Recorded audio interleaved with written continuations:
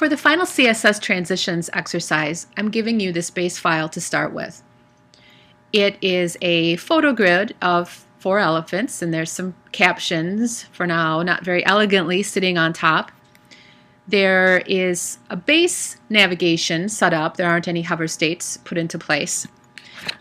But through adding more styles and CSS transforms and transitions, we're going to take this and make it more dynamic and more interesting.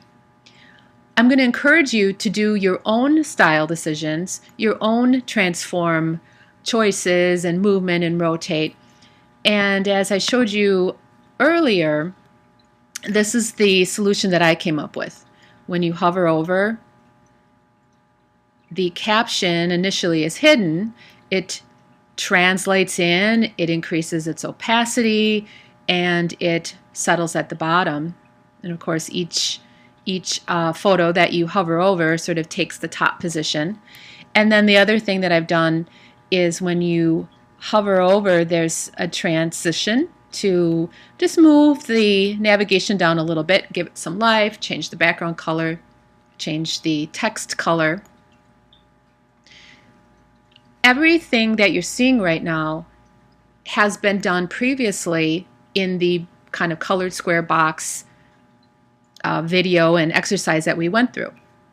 But there's one extra piece of information that you need to know in order to make these new effects come into play.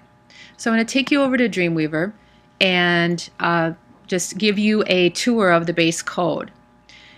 There are some rules in place already, and again, feel free to change those. For example, you may not want the background color of the nav to be pink, or maybe there's some different fonts that you want. I really want you to put your own mark on this file. I want to specifically call your attention to the HTML. Each photo section consists of a div with the class of photo. The image is inside, it's not in the background, it's just sitting inside. And then immediately below that is another div with the class of caption. So again, there's caption div inside the main photo div. And those classes are used for each one. So we really only have to write a few different rules, and they'll affect every photo the same way. I want to be able to hover over photo and cause caption to change. And that's sort of the nuance that we haven't explored yet. We know how to hover over something and get that something to change. But now we're hovering over something and getting a child being I have this div inside of the div to change. For the sake of time, I think if you've followed through the last videos, you understand how to put the transition rules into place, the different transforms and where they go and their browser prefixes. So I'm going to tackle this mainly through a hover. So the rule, this new one rule causes another rule to change, is going to look something like this. When I hover over photo, and here's the magic symbol that we haven't used before, the greater than sign. So this is the parent, and when I hover over the parent, the child, which is caption, is going to change. And then inside the curly braces, of course, is how is it going to change. And I could put any number of transforms in there. But for now, I will say background color red.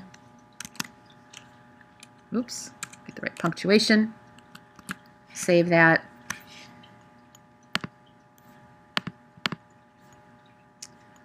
Okay, and now when I come back out to my browser and refresh my page, when I hover over the photo, because the photo, the caption is a child rule of the photo, photo is causing that to change. There are many other nuances of this, and if you are interested, you can do some Google searching on what if photo wanted to change nav, what if nav wanted to change caption. But it's all about the relationship of where one rule sits inside of another rule or next to another rule. And this is the easiest thing to tackle, is the parent-child rule relationship. So again, before we end this rather long video, Just zoom up on here. The parent is photo hover, and when I'm hovering over that, this greater than sign means the parent, it's going to cause the caption to change. And then what's going to happen? Transitions, transforms, background colors, whatever you want to happen.